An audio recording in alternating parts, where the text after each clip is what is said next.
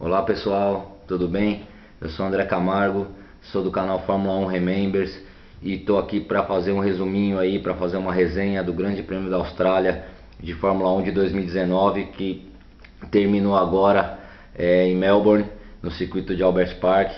E vamos falar um pouquinho da corrida, o que aconteceu de mais importante, para quem não pôde ver, porque a corrida foi de madrugada, para quem viu e não conseguiu terminar, dormiu aí, ou para quem viu a corrida toda e quer conversar, quer debater e quer dar sua opinião também, tá todo mundo aí para falar, tá? Terminada agora a corrida, os três primeiros colocados, vencedor Valtteri Bottas da Finlândia, tá? Com a Mercedes. Em segundo lugar, Lewis Hamilton também de Mercedes, e em terceiro lugar o Max Verstappen de RBR, né? E não posso começar falando que acabou sendo uma surpresa, porque tudo que não fosse a vitória do Hamilton hoje em Melbourne seria uma surpresa, e porque ele dominou todos os treinos, tanto o de sexta quanto o de sábado. A Mercedes apresentou nessa primeira corrida um carro muito melhor do que os outros no início da temporada, e havia uma expectativa que a Ferrari e até a Red Bull pudessem equilibrar um pouco as coisas com a Mercedes em relação ao ano passado, aos últimos 2 anos praticamente que a Mercedes aí voou a céu de brigadeiro, mas essa expectativa não se correspondeu. Pelo contrário, a Ferrari teve um desempenho muito tímido hoje, muito fraco, tá? O que leva a gente a pensar que tem muito a melhorar ainda na escuderia italiana, tá? Mas como é que aconteceu isso, né? Porque todos esperavam uma vitória do Lewis Hamilton hoje na Austrália, e a corrida basicamente foi decidida na largada, né? A partir do momento que o Bottas arrancou na frente do Hamilton e conseguiu virar a primeira curva na frente e começou a ter o controle total da corrida desde a primeira volta, né? A corrida na largada se situou com Bottas em primeiro, com Hamilton em segundo, e com o Vettel em terceiro, mas já nas primeiras voltas, nos primeiros movimentos, já foi aberta a distância aí entre o Bottas principalmente, mas também o Hamilton dos outros carros, né? Então o Bottas começou a abrir 8, 10 segundos do Hamilton, o Hamilton começou a abrir 6, 7 segundos do Vettel, e por aí foi, e a corrida foi se ajeitando ao longo das voltas. O Hamilton fez uma parada muito cedo, acho que com 14 ou 15 voltas, alguma coisa assim, e essa estratégia foi fundamental para ele perder a corrida, tá? Porque ele mesmo reclamou durante a corrida que ele tinha parado muito cedo com a equipe. Por que eu parei tão cedo, né? Ele falou no rádio, e o Bottas segurou quase 10 voltas a mais para parar, com o mesmo rendimento praticamente, e o que culminou, né, com os dois de troca feita, com o Bottas tendo 10 voltas a mais de pneu do que o Hamilton. Então desde a 14ª ou 16ª volta, não vou me lembrar agora, o Hamilton ficou com um jogo de pneu só até o fim da corrida. Tanto é que no fim da corrida ele foi ameaçado, inclusive pelo Verstappen, que estava com pneus novos e tentou chegar ali, mas quando o Verstappen estava próximo ao Hamilton, o Verstappen também saiu da pista numa ansiedade. O Verstappen é isso, é um piloto muito bom, muito arrojado, mas ele é irregular, né? Ele, na hora talvez de fazer uma corrida ou uma direção um pouco mais conservadora, ele tem essa dificuldade. Então ele acabou nessa pressão de tentar passar o Hamilton saindo da pista. Mesmo assim se recuperou, não perdeu posição, mas aí ele não conseguiu mais passar o Hamilton, tá? Então a partir do pit stop, o Bottas abriu quase 25 segundos do Hamilton, com pneus 10, com o Hamilton com pneus 10 voltas a mais, então já com os pneus bem desgastados, e aí abriu e ficou tranquilo o resto da corrida toda, com essa briga entre o Lewis Hamilton e o Max Verstappen pela terceira colocação. O Vettel na quarta colocação com a Ferrari, uma participação muito discreta do Vettel. Praticamente não se falou o nome dele na corrida, ele largou, ficou em terceiro, perdeu no jogo de equipe dos boxes, a terceira colocação para o Verstappen, e não conseguiu sair disso. E no final da corrida, inclusive, tomou uma pressão do companheiro de equipe dele, que é o piloto de Mônaco, Charles Leclerc. E aí o Leclerc chegou, ameaçou também, como o Verstappen ameaçou o Hamilton, e parece que tirou o pé, e já fica a primeira discussão aqui, que na transmissão rolou, e que a gente coloca aqui também a Ferrari já colocando as asinhas aí de fora em relação à situação do Vettel e do Leclerc na equipe, né? Porque a 10 voltas do fim o Leclerc estava a 1,5 segundos do Vettel, e com um carro muito melhor, com pneus mais novos. O Vettel estava mais ou menos na mesma situação do Hamilton, que parou cedo também, fizeram uma estratégia errada, mas o Leclerc não passou, entendeu? O Leclerc ficou lá em quarto lugar, e até depois o Vettel abriu um pouco, e fica esse questionamento, né? Parece que quando ele chegou, grudou no Vettel, não sei se houve uma ordem de equipe ou isso já havia sido combinado, pode ser uma coincidência também, a gente não sabe, mas o Leclerc ele tirou o pé ali na hora de passar o Vettel, tá? Então a corrida ficou com essas 5 primeiras colocações aí. Vou só dar um auxílio aqui para falar as posições completas para vocês, mas Hamilton em primeiro, Bottas em primeiro, Hamilton em segundo, Max Verstappen em terceiro, Vettel em quarto, Leclerc em quinto, tá? Com a Ferrari, como eu falei, com um desempenho muito abaixo do que estava sendo esperado. Realmente a Red Bull com o Max Verstappen nessa corrida conseguiu ter um desempenho até melhor que a Ferrari, e se não fosse o outro piloto da Red Bull, que é o Pierre Gasly, que é um estreante que está se adaptando ao carro, na minha visão ainda não conseguiu se adaptar ao Red Bull. A Red Bull talvez teria até conseguido aí chegar com os 2 carros na frente da Ferrari, tá?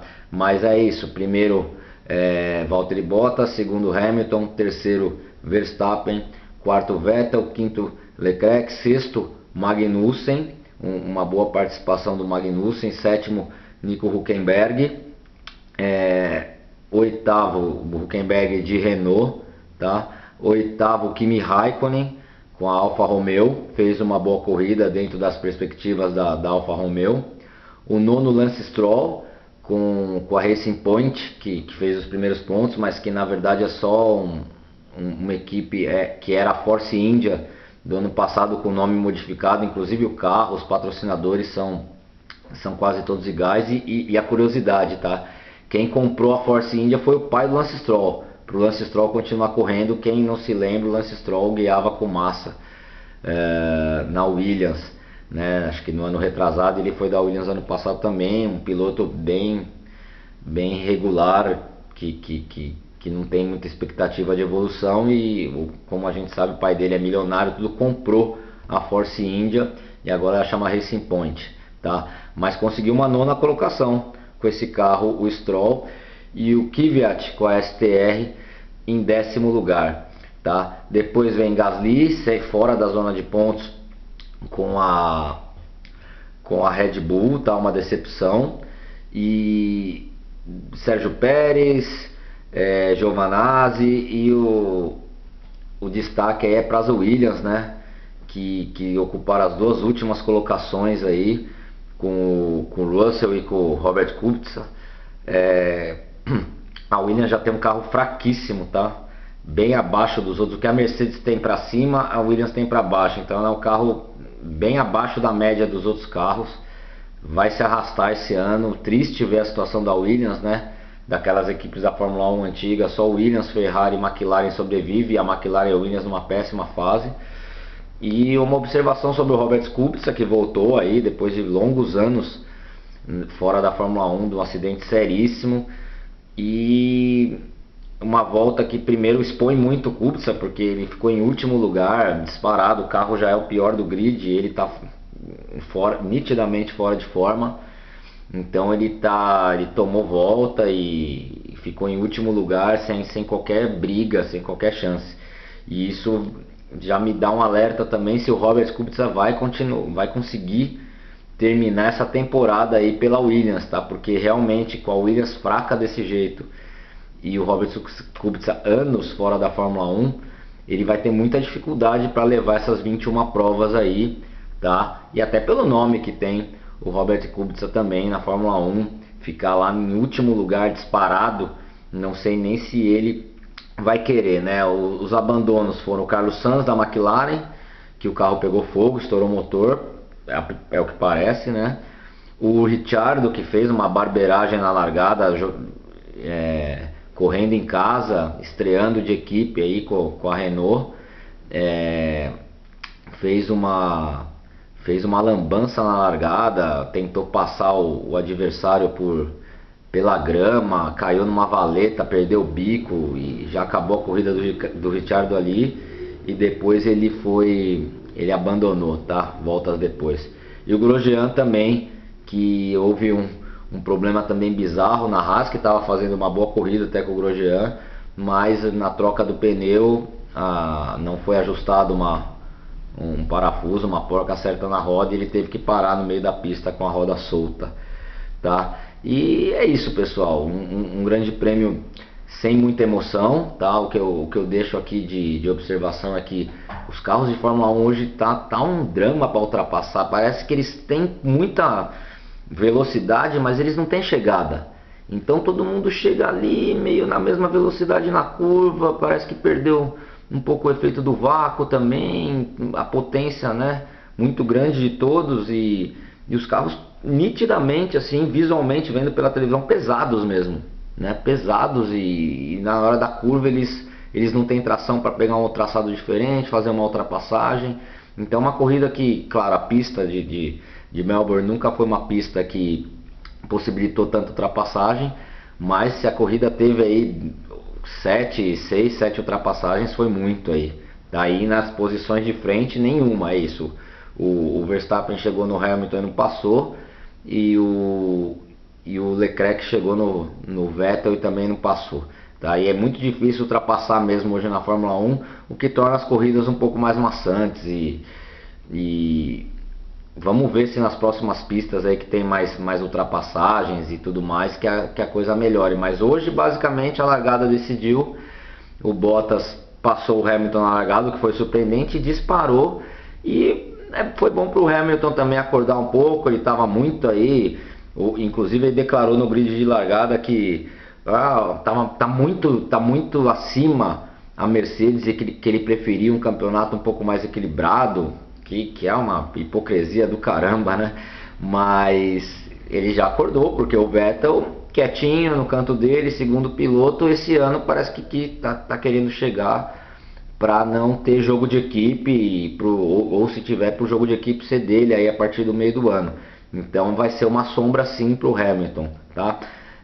Corrida de número 998 da Fórmula 1, daqui 2 corridas teremos o GP 1000, que é o GP da China. O próximo é o GP do Bahrein, e depois o GP 1000, que é o GP da China, ou seja, é um momento de festa aí na Fórmula 1, tirando a morte do Charles Whiting, que foi um grande fiscal da Fórmula 1, um grande organizador da Fórmula 1 desde a década de 70, né, e que teve uma morte aí surpreendente nos treinos, né, do Grande Prêmio da Austrália. Agora passou mal, parece que na quinta ou na sexta, e veio a falecer. Mas provavelmente o GP 1000 aí vai ser um GP de festa, mas vamos aguardar uma melhora das corridas, né? Para quem viveu aquelas corridas dos anos 80, dos anos 90, essa corrida de hoje ela é bem complicada de se ver. A gente sabe da tecnologia, de tudo isso, mas realmente está faltando, acho que um pouco mais de chegada nos carros, principalmente para ultrapassagem, né? E a diferenciação de equipes, pelo que eu vi no começo, é claro, a primeira prova vão se acertar, mas as equipes estão muito distantes, tá? Uma da outra. Não está tendo um equilíbrio muito grande. Então os carros de tal equipe fazem primeiro e segundo, outros terceiro e quarto, né? Tirando o Verstappen aí que conseguiu alguma coisa a mais, mas ainda está faltando faltou emoção, foi um GP bem morno, na verdade, tá? Mas é isso aí, pessoal, surpresa aí que o Bottas saiu na frente, né? Vamos ver agora como reage o Hamilton. O Vettel vai ter que se mexer também, a Ferrari, porque desse jeito aí eles vão comer poeira esse ano. E é isso aí, pessoal, tá bom? Nós temos também a nossa página aí no Facebook, facebook.com/F1Remembers. Contamos todas os causos, as histórias da Fórmula 1, que se você quiser ir lá conferir, é só clicar nesse endereço que eu falei. Temos a nossa página do Instagram também, F1Remembers, e o canal que, além de, claro, relembrar, nós vamos estar relembrando vários momentos da Fórmula 1 aqui. Nós vamos tentar fazer o resumão e a resenha de todas as corridas aí, tá bom? Se você viu, gostou, curte lá na nossa página, no nosso canal do YouTube. E se você quiser deixar seu comentário, se você quiser dar sua opinião sobre a corrida, fazer qualquer outro questionamento aí, né? Esteja à vontade, nós vamos ter o prazer de dialogar com vocês aí, tá bom? Até daqui 2 semanas no Bahrein, vamos voltar com a resenha da corrida aqui, com os comentários, com a nossa crítica, com a nossa cornetagem. E é isso aí, pessoal, tá bom? Muito obrigado e boa semana a todos.